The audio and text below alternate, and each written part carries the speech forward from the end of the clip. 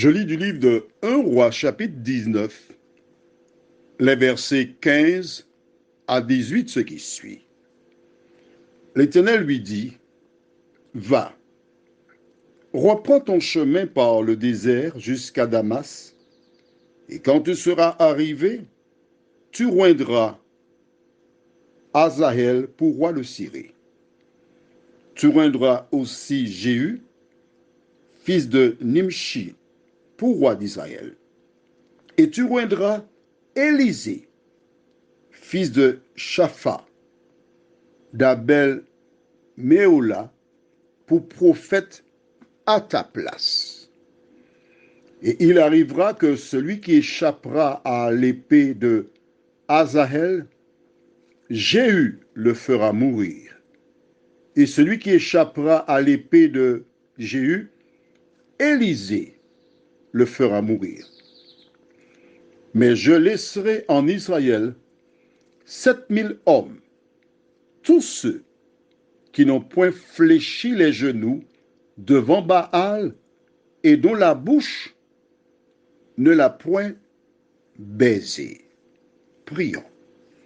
Notre Seigneur, notre Dieu, nous allons continuer le récit de la vie d'Élie, dans lequel nous puisons et trouvons des éléments pour notre progression personnelle. Que le Saint-Esprit nous éclaire dans toute la vérité, nous t'en prions, au nom de Jésus et pour ta gloire éternelle. Amen. L'étude de ce matin sera un tout petit peu plus longue parce que j'ai une petite sœur qui se prénomme Patricia qui va dire, mais attends, c'est un accéléré, c'est trop court.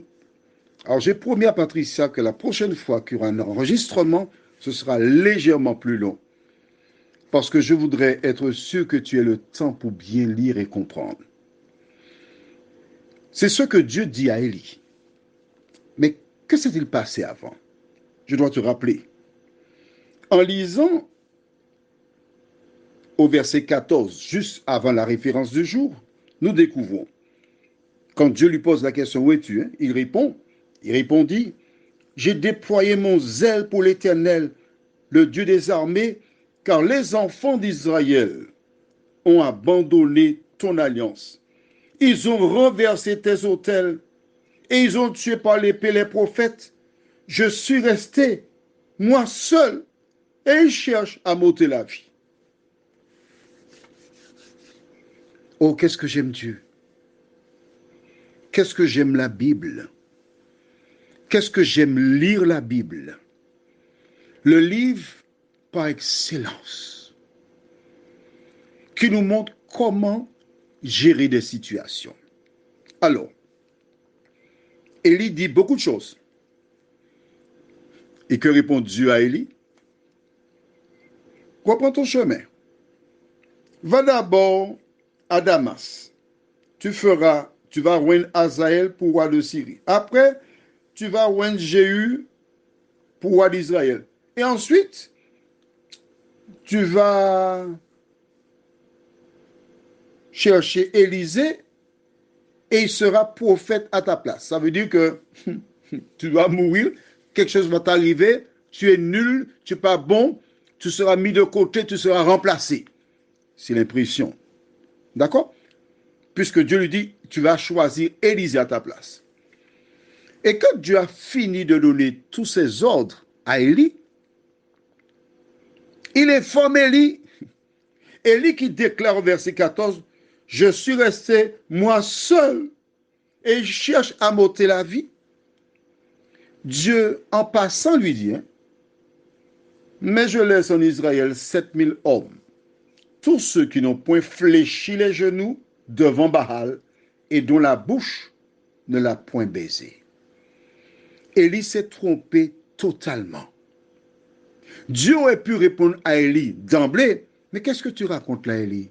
Mais il y a 7000 hommes qui n'ont pas fléchi les genoux devant Baal. Mais qu'est-ce que tu dis là?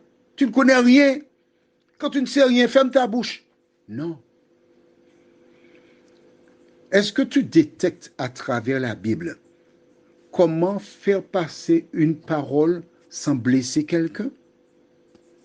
C'est ce que Jésus, c'est ce que Dieu veut t'apprendre en ce matin. Faire passer un message sans blesser l'autre. Alors, réfléchis dans tes rapports avec les uns et les autres. Comment agis-tu? L'occasion t'est donnée en ce matin de revoir ton fonctionnement. Car des personnes peuvent être blessées, ne pas te le montrer et chercher à se venger plus tard. Dieu a un projet pour toi.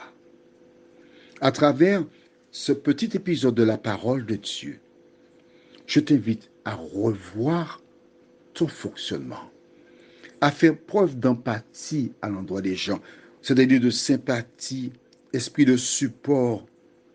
Et quand quelqu'un se trompe, ne pas chercher à la démonter, mais plutôt la supporter. Et c'est ainsi qu'elle pourra grandir. Prions. Notre Seigneur et notre Dieu, parfois nous pensons être le seul, la seule à souffrir, à passer par des péripéties. Mais à travers la lecture de ce jour, nous voyons que Élie était le des, mais il n'y avait que 7000 autres personnes qui demeurèrent fidèles à l'Éternel.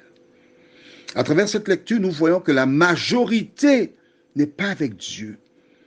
Contrairement à ce dicton célèbre, Vox populi, vox Dei, la voix du peuple, c'est la voix de Dieu, nous réalisons que le peuple de Dieu est constitué d'une minorité. Aide-nous aider, Seigneur, à nous rappeler que lorsque tu envoyas le déluge, seules 8 personnes sur la totalité de la population furent sauvées. Quand les anges arrivèrent à Sodome et Gomorrhe, seules 3 personnes sur la population furent sauvées. Quand tu reviendras, Seigneur, ce sera encore un reste qui sera sauvé. De nous aider à bien comprendre ta parole et à grandir en toi, nous t'en prions. Au nom de Jésus et pour ta gloire éternelle. Amen. Je te souhaite une bonne journée sous le regard de Dieu.